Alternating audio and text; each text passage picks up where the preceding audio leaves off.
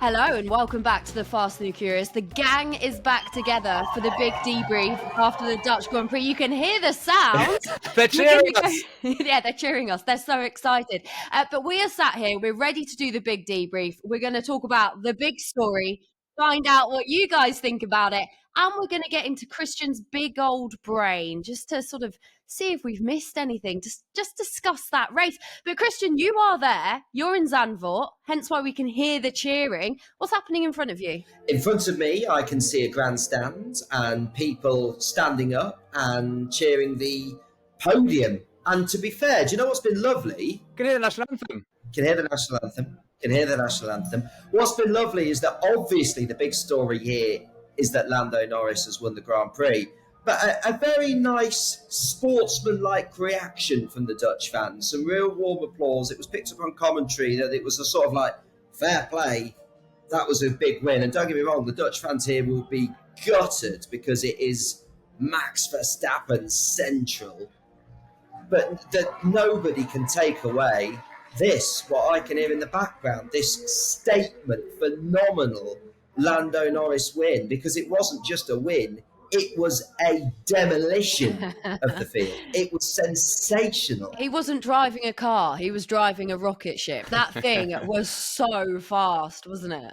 It's the biggest winning margin of the year, correct?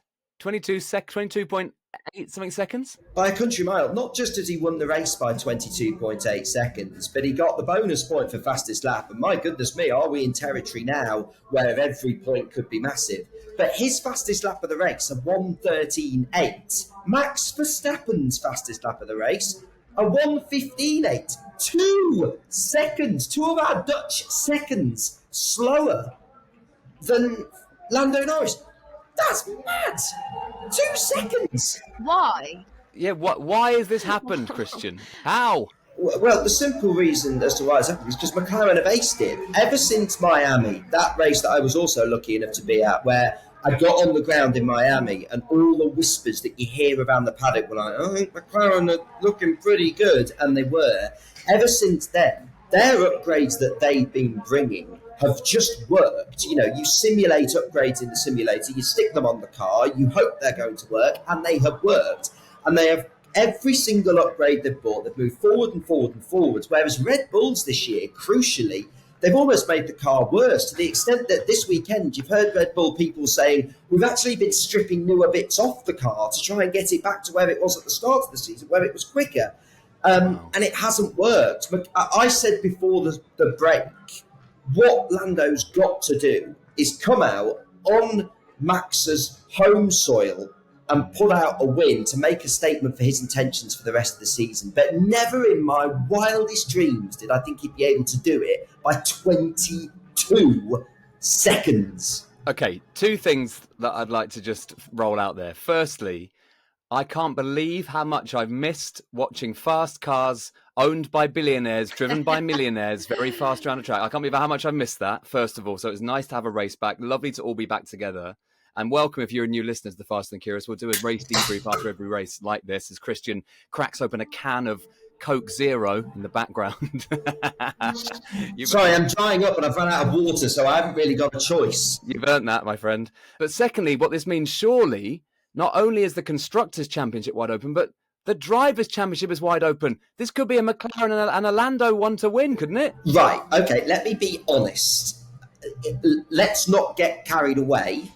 If Lando had just... No, I want to get carried away, Christian. Oh, we're getting carried away. Someone carry me away. Come on. We're being carried. Betty and I being carried. Carry me away! Bye! I mean...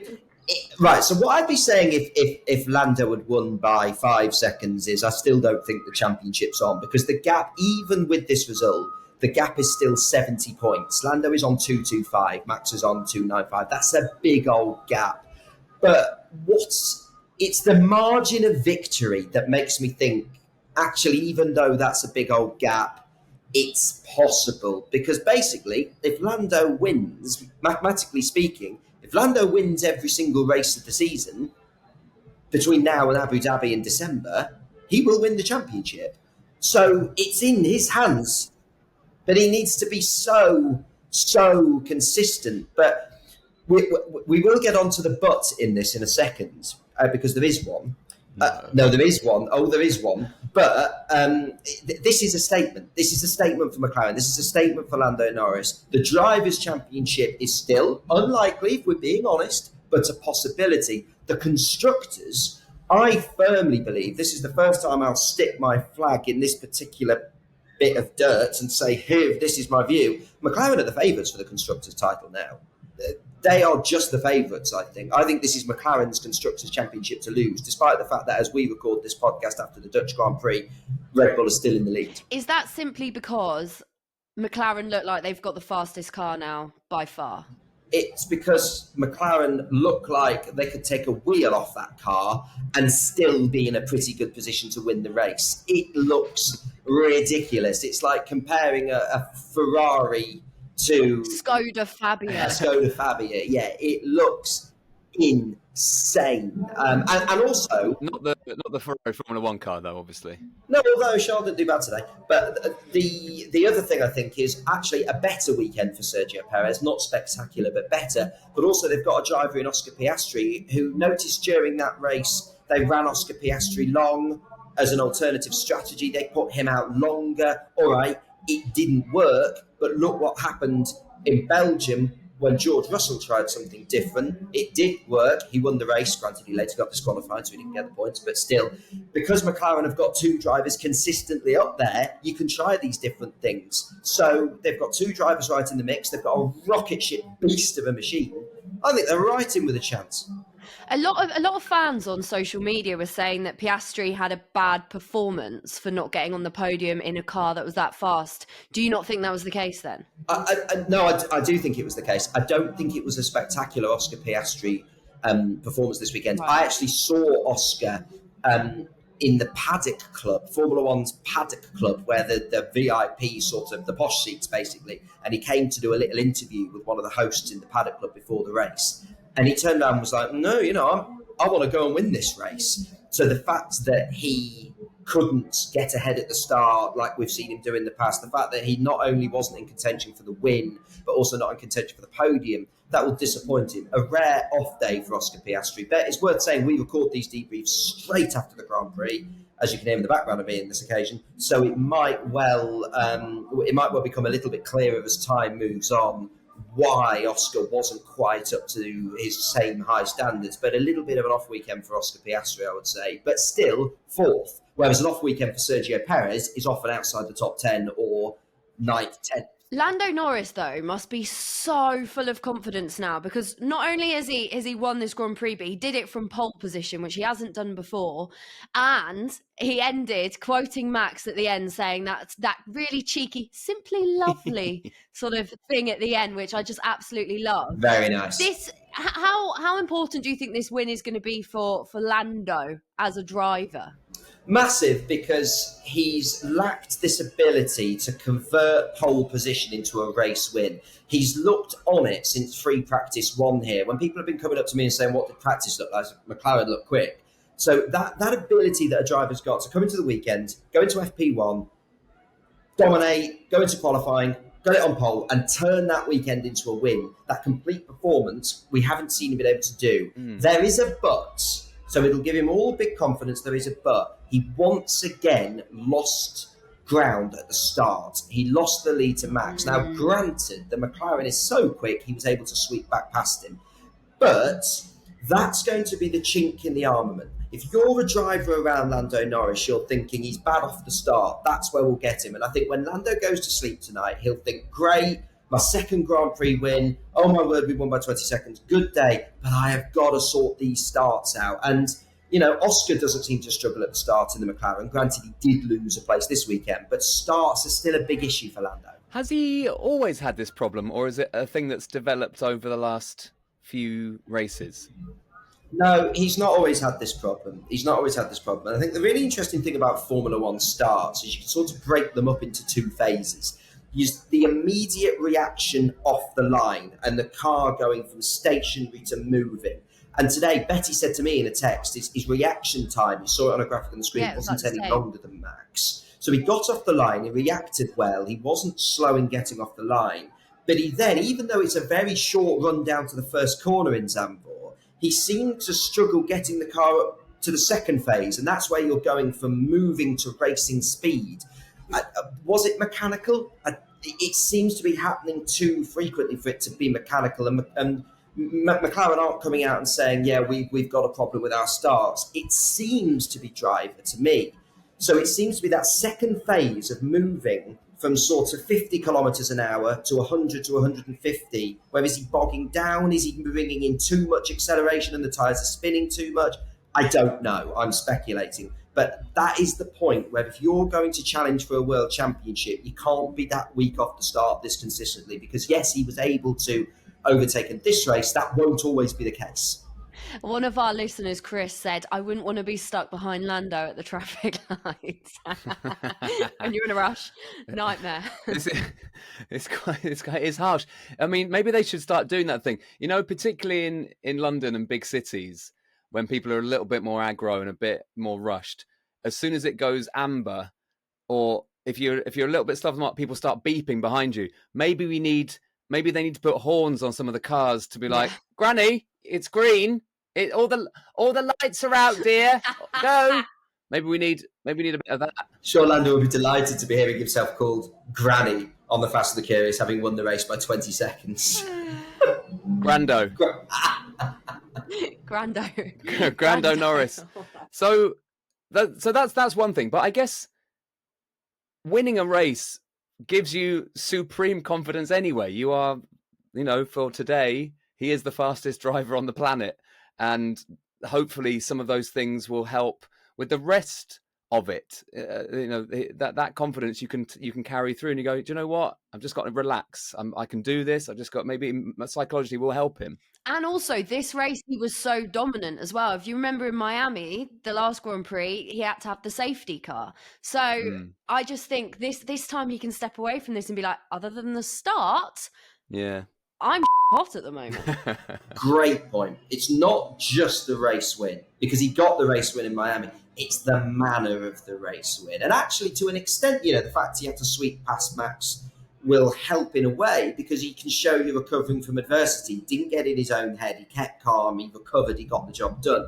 Brilliant. So, there's some positives to be taken there as well. But I just want to see him nail these starts, because don't forget, if he's going to win this World Championship with a 70-point gap, despite having won today's race, he's going to need to be imperious. He's going to need to be perfection personified between now and the end of the season. I want to dig into some of this fan reaction. So I know you very graciously said the Dutch fans were applauding Grando and saying, that's brilliant, well done. But they will be gutted that their boy has been schooled, in his own playground. And Alina, a Dutch Max Verstappen fan, has messaged the podcast during the race. She sneaked out of a wedding and said, I watched a bit, realised the car is trash and stopped watching. I feel Max should go to Mercedes ASAP, lol. The car has not been developed since April. So this is very fickle, isn't it? This is a man who has delivered some unbelievable drives, some unbelievable wins, 2 world championships, and then suddenly the chips are down and the fans are going, boring.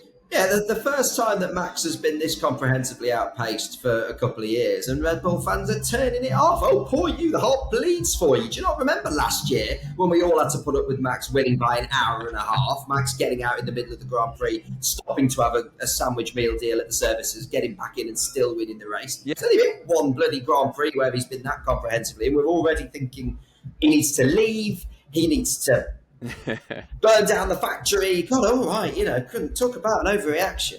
So that's quite interesting. We'll keep an eye on that. But clearly, Max Verstappen fans and the Dutch fans and the Red Bull fans see something going awry here, and there is clearly something going awry at Red Bull. What is it?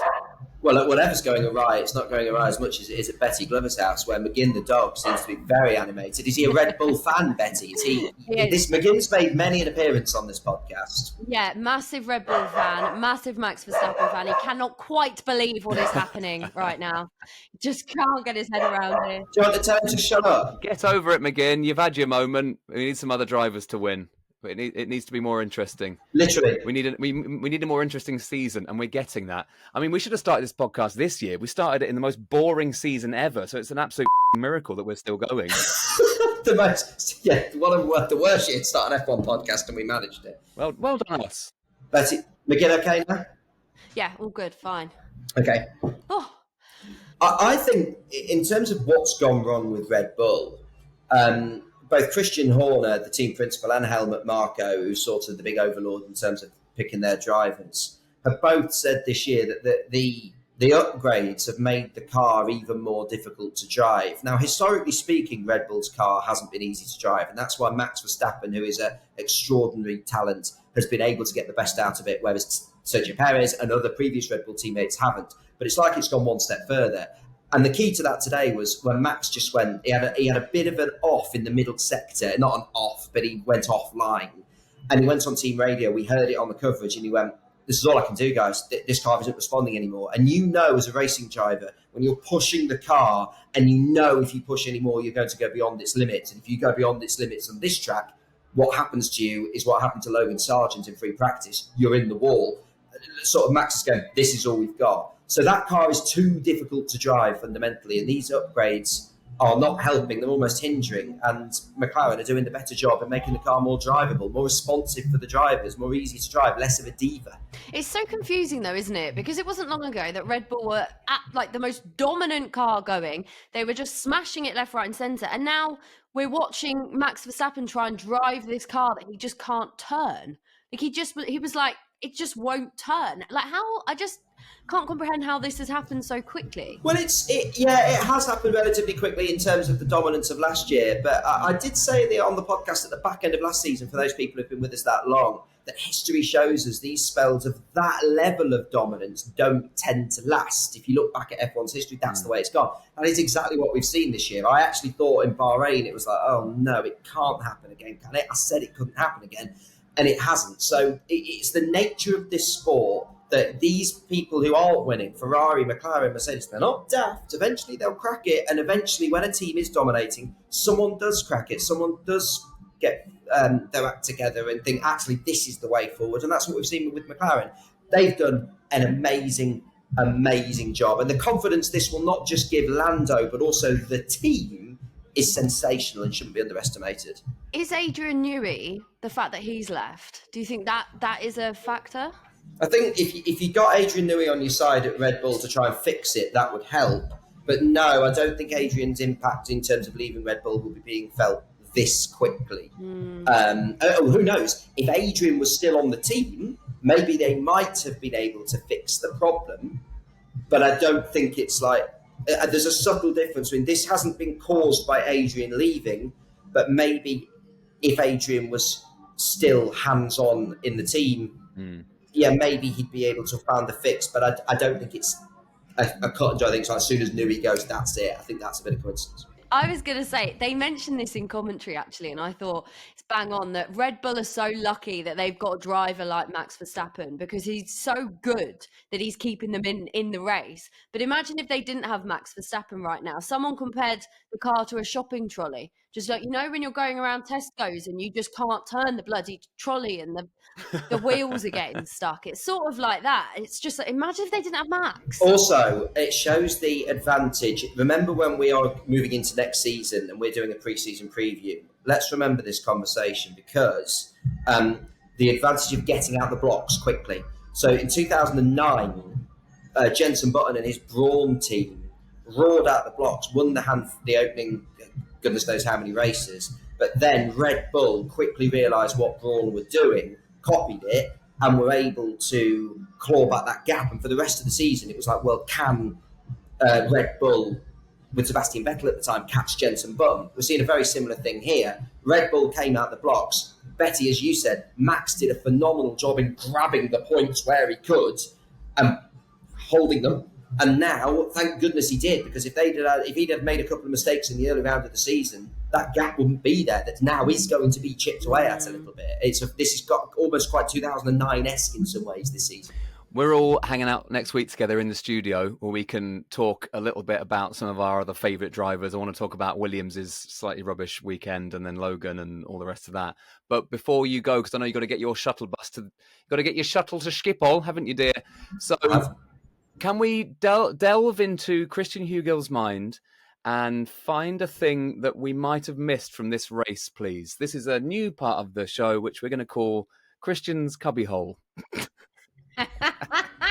In Christian's cubby-hole, for things you might have missed, I want to talk a little bit about Nico Hülkenberg. He's my left field driver of the day. He came 11th. He didn't get a point for Haas. But in trying a different strategy, he was running in the points for the vast majority of the race. And you're always looking for drivers who, in that back of the pack, are doing everything they can to drag their car forward. With the pace of Aston, Mercedes, Red Bull, Ferrari, McLaren, getting points is so hard to come by. If one of those drivers had had a problem today, Nico would have got that point. And it shows what a valuable addition he could be to the Sauber team next year, who are transitioning into Audi. Because I think this season, in the bottom half of the paddock, no one's doing a better job than Nico Hülkenberg of dragging the car up. So I was really impressed with Nico again today. And in terms of things you might have missed, guys, can I talk to you a little bit about Zandvoort and being here? I've never been here before. This place is awesome.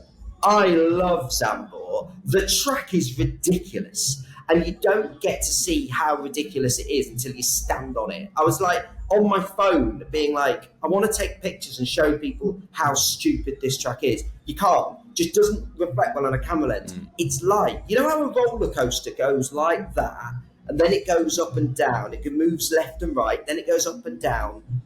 This track's like a roller coaster. And the banked final corner that on the telly looks like a slight bit of a bank up, a slight bit of ramp.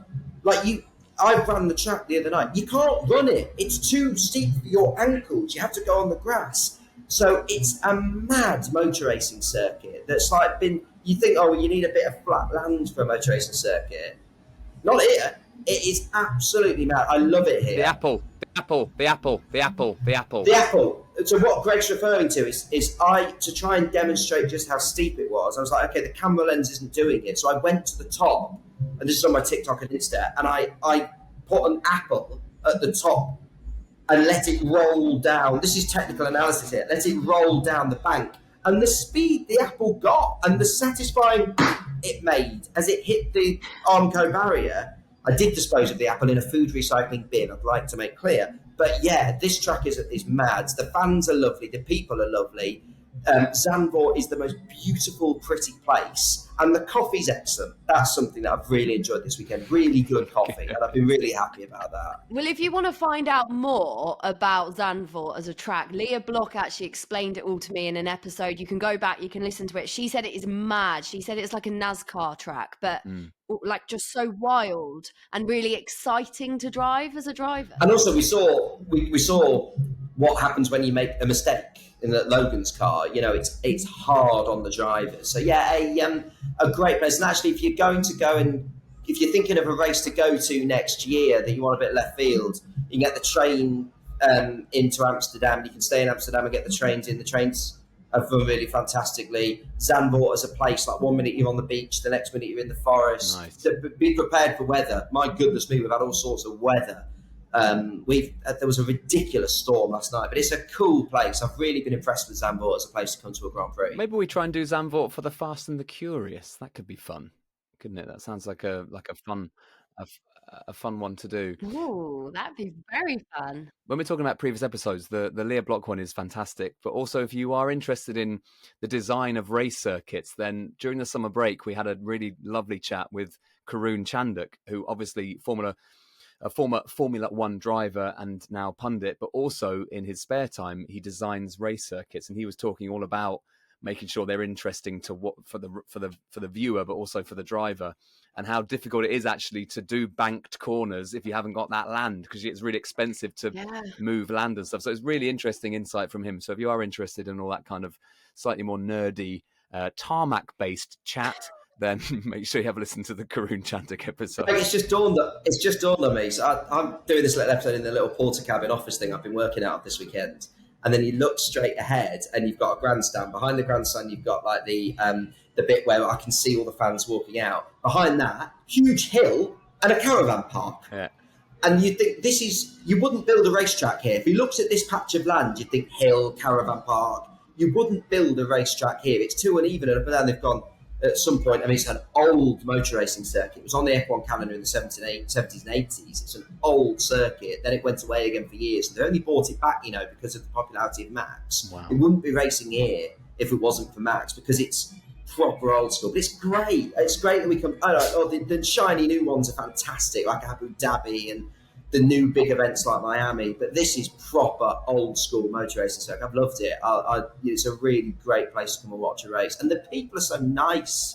It's just been lovely. It's been great. I've had a nice weekend, guys. I'm glad you've had a nice time. I'm very glad you've had a nice weekend. I've had a lovely weekend.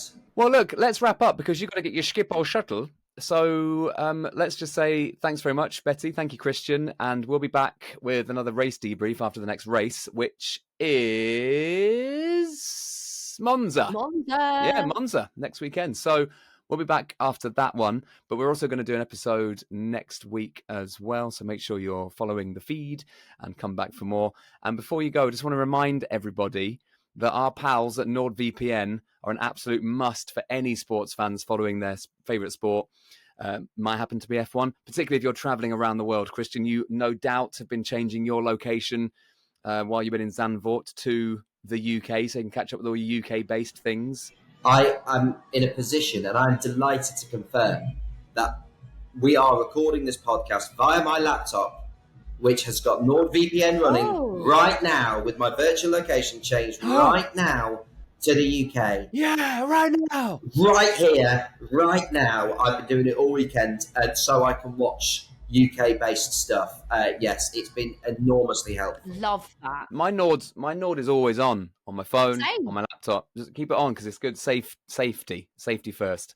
It protects your data when you're using public Wi-Fi as well, wherever you are in the world. To get the best discount off your NordVPN plan, go to nordvpn.com/TFATC. That is short for The Fast and the Curious, TFATC. Our link will also give you 4 extra months on the 2-year plan, and there is no risk with Nord's 30-day money-back guarantee. The link is in the description of this episode. We'll be back before the Monza Grand Prix to pick apart the world of Formula One. As always, send any questions or comments ahead of the race to @FastCuriousPod. Thanks for listening. If you're a newbie and you've just discovered us because you wanted to hear all about the Grando Norris win, then make sure you follow us and come back for more, because we're going to give you all the best names from inside the sport and a regular race debrief as well. Christian, thank you. Enjoy your bus. Enjoy your plane. Betty, I'll see you on Wednesday. Can't wait to see you all. See you Wednesday. I'm going to get the bus. Goodbye, everybody. Bye-bye, dear. Bye, guys.